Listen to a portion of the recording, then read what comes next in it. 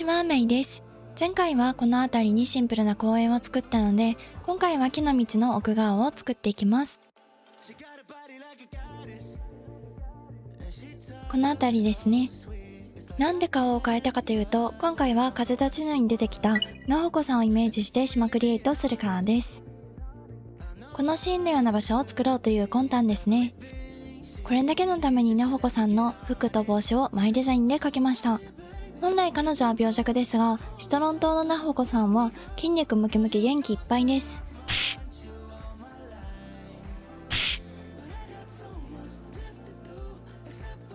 今何をやっているかというと、畑の入り口に大きめの家具を手前の方に置くことで遠近感を出そうとしています。今回はこのシーンを際立たせたいので奥行きを出したいんです。なので入り口に背の高い家具を置いています。主役のパラソルはパラソル付きビーチベッドを置いて代用します。ビーチベッドを隠すように手前に家具を置きます。映画ではベッドがないので、ベッドの部分だけ埋めたいですね。こんな感じになりました。手前に高い家具があるので奥行きを感じますね。配置としてはこれで完成です。ここから肉付けしていきます。横のキャンプサイトとしっかりエリア分けするために木をたっぷり植えていきます。気持ちは獅子神様です。私は獅子神様よと思いながら木を植えると気持ちがいいですね。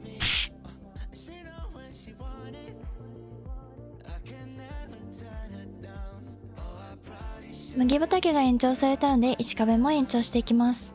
いろいろな動画でたびたび言及していますが、ジブリは幼き頃と今では視点が全く違うので、いつ見ても楽しいんですよね。幼き頃は年の近い主人公の気持ちになって、親になった今は主人公を見守る立場の気持ちになって、様々な視点で楽しめることが素晴らしいですね。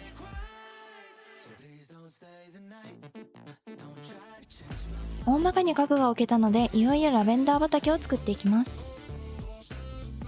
家具の下にマイデザインを敷いていきます。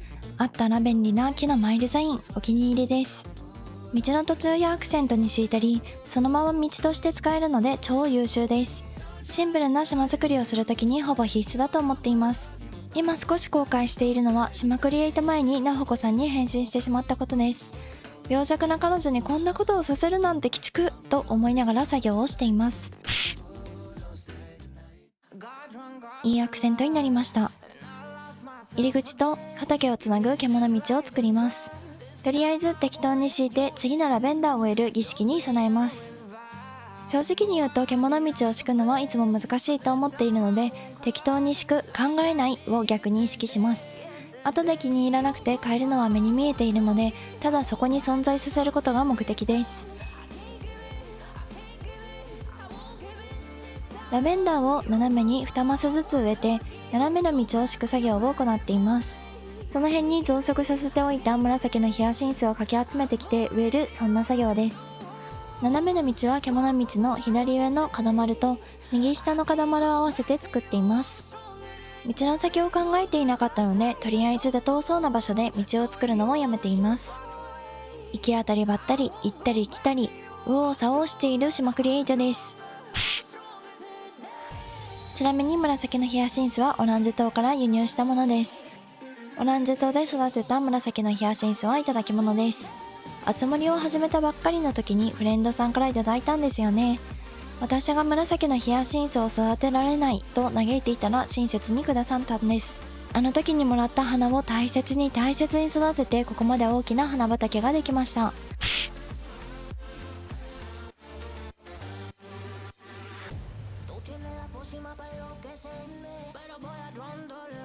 風立ちぬセットの前もヒヤシンスで埋めていきます。ここから特に話すこともなく単純作業が続くので、5分13秒まで飛ばしてください。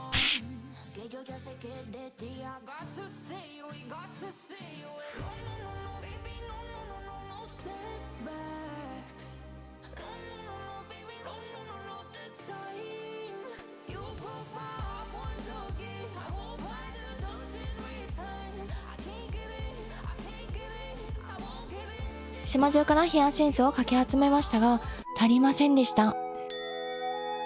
ということでギッチギチに植えたヒヤシンスを間引きして雨を降らして増殖作戦を実行します。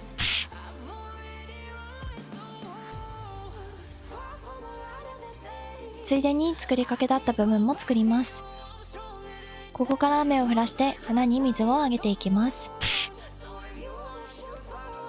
1日目の水やり完了。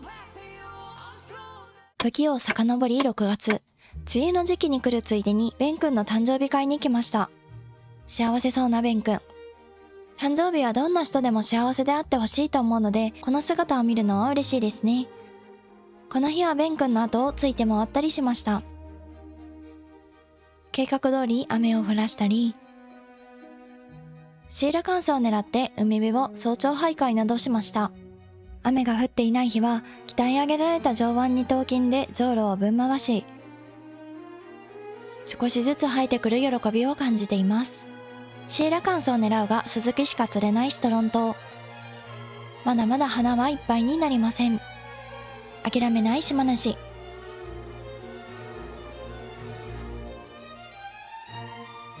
花をいっぱいにする作戦成功です。結構時間がかかりました。花畑を手直ししていきます。どうするか考えていなかった道をやっぱり奥まで伸ばすことにします。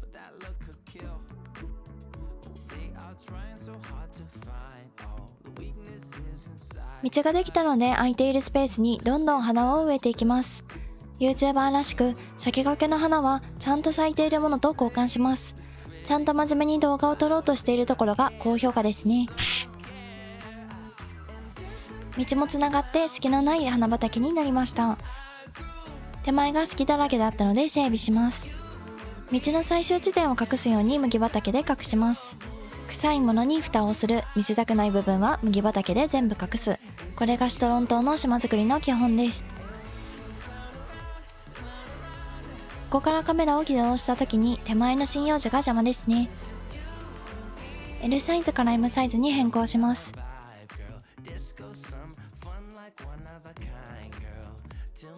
多少マシになりましたね。公園側から見た時も考慮しているので M サイズが限界です。花畑だけだと寂しいので少し家具を足します。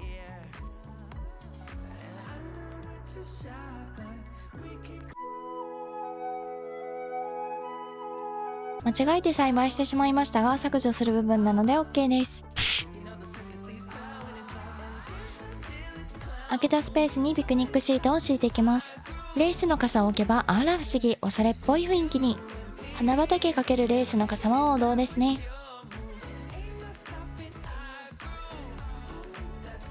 左奥も少しだけ飾り付けます。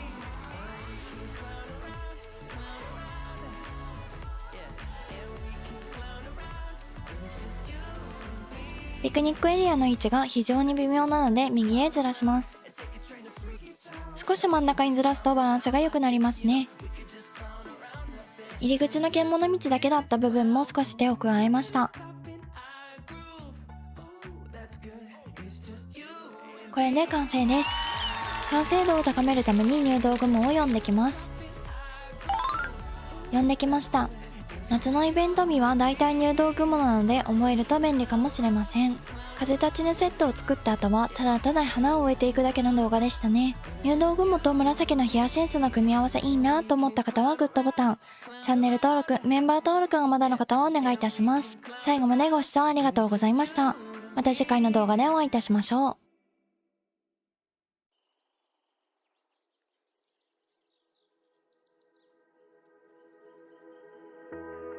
Remember when you said it doesn't get better than this? Only a fool would've let you go. You got into my head. Am I about to lose myself? When will all of this fade away? 'Cause I see colors for the first time. I'm starting to realize nothing's ever black and white. And I'm caught up in the first night. Now it doesn't feel right. I'll just have to say goodbye one last time. I know that it's hopeless, but we'll both be fine. 'Cause nothing's ever black and white.